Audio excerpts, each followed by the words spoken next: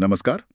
आज हम बात करने वाले हैं एसएससी सीजीएल 2025 की तैयारी करने वाले एस्पिरेंट्स के लिए एक बहुत ही ज़रूरी टॉपिक पर, जनरल अवेयरनेस सेक्शन, और उसमें भी खास तौर पर करंट अफेयर्स। जी नमस्कार। और ये टॉपिक सच में बहुत महत्वपूर्ण है।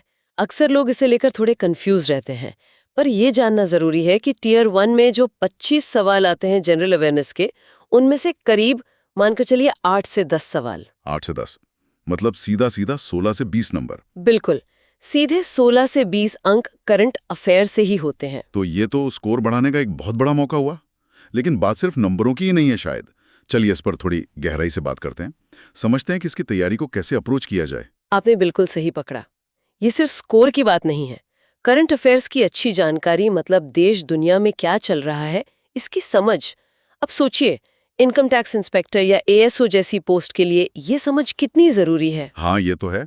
एक जिम्मेदार पद के लिए ये जानकारी होनी ही चाहिए। और एक प्रैक्टिकल फायदा भी है। इन सवालों में ना कोई लंबी कैलकुलेशन होती है, ना कोई कॉम्प्लेक्स कॉन्सेप्ट, तो ये हल करने में टाइम बहुत कम लेते हैं। इससे वो जो कीमती 60 मिनट मिलते हैं ना परीक्षा में, उनका बेहतर इस्तेमाल हो पाता है। हाँ, ये टाइम बचाने वाली बात तो बहुत ही इंपॉर्टेंट है, क्योंकि क्वांट्स और रीजनिंग में तो टाइम लगता ही है। तो फिर ये जानना ज़रूरी हो जाता है कि किन खास एरियाज़ पर फोकस करें और कितना पुराना करंट अफेयर्स पढ़ना होता है, मतलब कब तक का। देखिए, मोटा मोटा हिसाब ये है कि परीक्षा की तारीख से पिछले 6 से 12 महीने की घटनाएं ये सबसे रेलेवेंट होती हैं। 6 से 12 महीने, ठीक है। और जहां तक एरियाज की बात है, तो कुछ चीजें हैं जिन पर खास ध्यान देना चाहिए। जैसे सरकारी योजनाएं, आजकल बहुत सी योजनाएं चल रही हैं। पीएम आवास योजना है, विकसित भारत एट 2047 का लक्ष्य है। इन पर सवाल बनते हैं। हाँ, योजनाएं तो बहुत पूछते हैं। और फिर अंतर्राष्ट्रीय घटनाएं, G20 समिट हुआ जैसे, उसमें भारत का क्या रोल था, कोई बड़ी अंतर्राष्ट्रीय संधि हुई हो। इसके अलावा महत्वपूर्ण नियुक्तियां, गवर्नर्स की, हाई कोर्ट जजों की, या किसी बड़े ऑर्गेनाइजेशन के हेड की। अच्छा, अपॉइंटमेंट्स भी। हाँ बिल्कुल। और अवार्ड्स वगैरह। हाँ बिल्कुल, अवार्ड्स और सम्मान, भारत रत्न, पद्म पुरस्कार, या कोई बड़ा अंतर्राष्ट्रीय पुरस्कार मिला हो किसी भारतीय को। खेल, स्पोर्ट्स बहुत जरूरी है। Olympics, cricket world cup, Asian games, खासकर जिनमें भारत का प्रदर्शन अच्छा रहा हो। और साइंस टेक। आईएसआरओ वगैरह। जी, साइंस और टेक्नोलॉजी में नई डेवलपमेंट्स। आईएसआरओ के मिशंस तो आजकल हॉट टॉपिक है। कोई नई टेक्नोलॉजी आई हो। और हाँ, इकोनॉमी, अर्थव्यवस्था से जुड़े अपडेट्स, जैसे बजट की खास बातें, जीएसटी में कोई बड़ा बदलाव हुआ हो, ये सब। बाप रे, ये तो दायरा सचमुच काफी बड़ा है। सरकारी योजनाओं से लेकर स्पोर्ट्स, इकोनॉमी, इंटरनेशनल अफेयर्स। इसे देखकर तो कोई भी सोच में पड़ जाए कि भाई शुरू कहां से करें, कैसे समेटें इस सबको। तो एक अच्छी स्ट्रैटेजी क्या हो सकती है? ये रहना पड़ता है। सबसे पहला स्टेप है सही सोर्सेज चुनना, भरोसेमंद सोर्सेज। हाँ, सोर्सेज तो बहुत है आजकल, कौन से चुने? आप कोई भी एक दो अच्छे अखबार फॉलो कर सकते हैं, जैसे द हिंदू या हिंदी में दैनिक जागरण, अपनी भाषा के हिसाब से।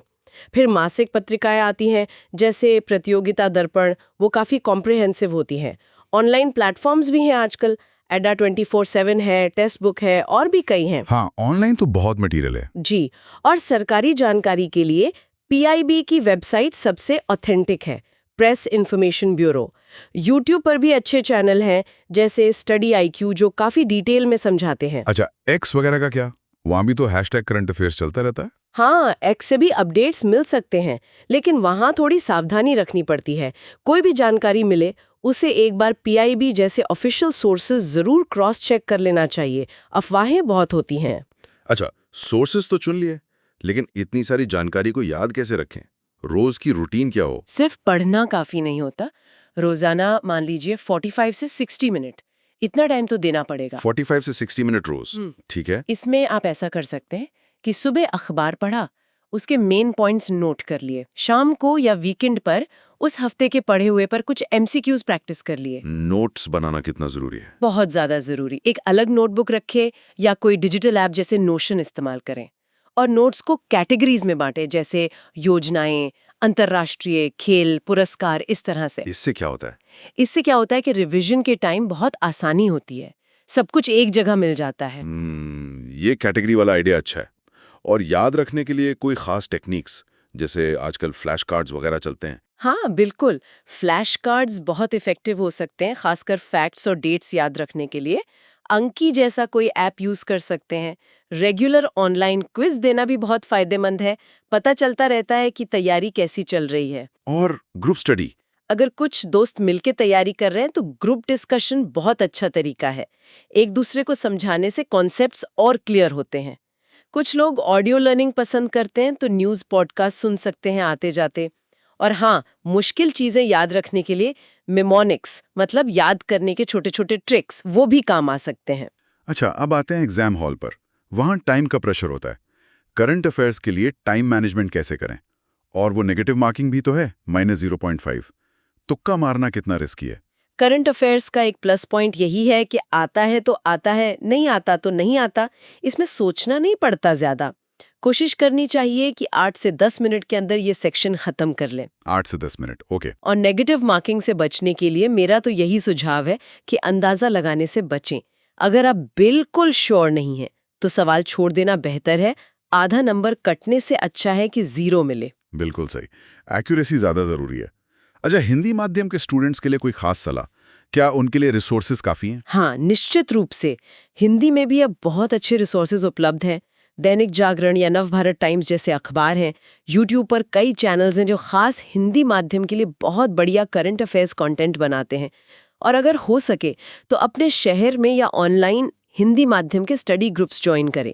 आपस में जानकारी शेयर करने से फायदा होता है। ठीक है। और आखिर में सबसे अहम सवाल, रिवीजन। अक्सर लोग नया पढ़ते जाते हैं, पुराना भूलते जाते हैं। इसका क्या करें? रिवीजन, देखिए ये शायद तैयारी का सबसे क्रिटिकल हिस्सा है। इसे बिल्कुल भी नज़रअंदाज नहीं करना है। हफ्ते में एक बार क्विज देना या महीने के आखिर में पूरे महीने का कॉम्पिलेशन रिवाइज करना, ये रूटीन बनाना पड़ेगा। मतलब रेगुलर रिवीजन मस्ट है? बिल्कुल। मस्ट। और परीक्षा जब पास आ जाए तो पिछले 6 महीनों के करंट अफेयर्स पर खास फोकस रखना है। कंसिस्टेंसी, लगातार लगे रहना ही की है। तो अगर हम सारी बात को समेटें तो निष्कर्ष यही निकलता है कि एसएससी सीजीएल में अच्छी रैंक के लिए करंट अफेयर्स पे पकड़ बनाना बहुत बहुत ज़रूरी है। सही सोर्सेज, रोज थोड़ा टाइम, सिस्टमैटिक नोट्स और लगातार रिवीजन, लगता है यही मंत्र है इस सेक्शन में कामयाबी का। बिल्कुल सही कहा आपने। ये एक मैराथन दौड़ है, 100 मीटर की रेस नहीं। जो लगातार और स्मार्ट तरीके से तैयारी करेगा वो जरूर आगे निकलेगा। और जाते जाते सुनने वालों के लिए एक सवाल छोड़ जाते हैं, सोचिएगा इस पर। परीक्षा में नंबर लाने के अलावा अपने आसपास और दुनिया में क्या हो रहा है, ये जानना एक जिम्मेदार नागरिक और भविष्य के सरकारी अधिकारी के तौर पर किसी इंसान को कैसे बेहतर बनाता है।